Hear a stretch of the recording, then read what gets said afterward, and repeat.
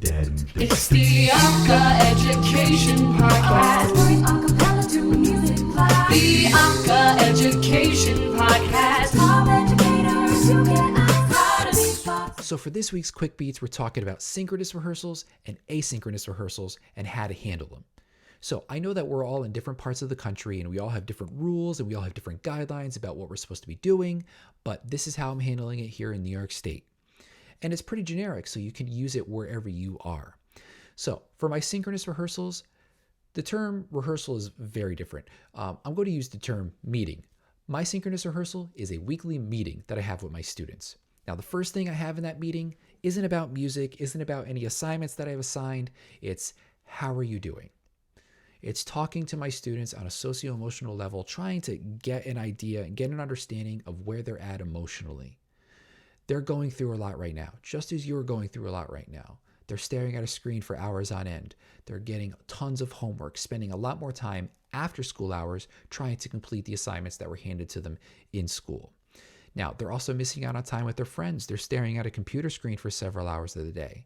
They're losing out on sports. They're losing out on clubs. They're losing out on different activities that they normally would because of social distancing guidelines or just not the ability to do it because they have canceled specific things. You might be experiencing the same thing. So check in with your students. And if your students aren't doing well this week, have that conversation with them. I think that's more important. If they are doing all right, move forward to the next task, which is to discuss the week prior's assignments. Get through all of that. Once you're done with that, come up with a new plan for a week with your students.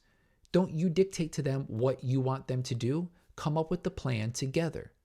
You'll get a lot of information and feedback from them, and it'll give them some sense of ownership of the group that they are a part of.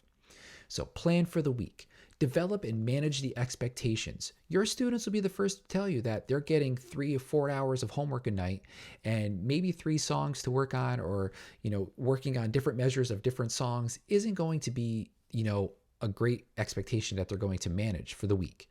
They might only be able to handle 1 song. And if that's the case, give them just 1 song. It's a different year this year. Manage their expectations very well. Here's a fun one. If you really wanted to, and you wanted to get them to do solo auditions in your weekly meet, do that. What I find is that when the students hear everyone audition, they become active listeners and they work hard into really determining what would be the best sound for their group. So hold your solo auditions in these weekly meetings. It's an a cappella group anyway, so make them sing it a cappella. This gives everyone in the room a chance to hear what's going on, and then you could hypothetically have those auditionees leave the room or keep them in there and have a discussion about what went well, what could be improved on, and who should be the best part for the solo. After that, maybe they're struggling with something over the course of the week and you want to hold a group spot check. And you just want to be like, can you sing from measure 15 to measure 25 in this song just so I can hear if you've been working on it? Really gets them engaged, really gets them on their toes, and they're like, oh man, I should really work on that a little bit more. It kind of surprises them. So that's how you should handle your synchronous rehearsals. That's how I handle mine. Check in and see how they're doing. Come up with a plan of attack for the week. Develop and maintain some reasonable expectations and make sure the kids work. For asynchronous rehearsals, these are a little bit different. This is what happens because of the plan that you've created in that meeting. So your asynchronous rehearsals are assigning different sections of music. Start utilizing all the different technology you have around you. If you have Soundtrap, use it. If you use Flipgrid, use it. If you have the students use their voice memos, use them. Anything they can to record their performance, whether it's audio or video. Video is clutch because you get to see the facial expressions and see how they're actually performing the music. So make sure that you're utilizing the technology and making the kids utilize technology. If you have Google Classroom, set up a specific Google Classroom for your group where you set up assignments for them to actually turn things in.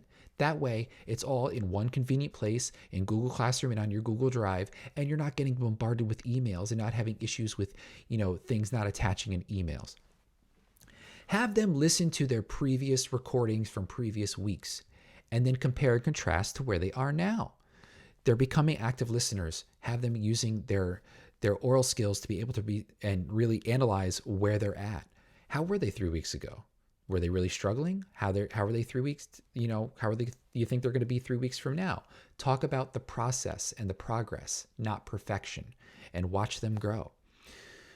Create a soundtrack project. You can do a long-term project where you actually have the students record their parts over the course of time, and they actually create a song file based on what they've practiced over the course of time. You can get one nice group project together where they all collaborate, and it could be, a single, or you could actually get it to a point where it sounds like a live audio track where they've all recorded in their own homes, but now they're on this one track or in this one project through Soundtrap.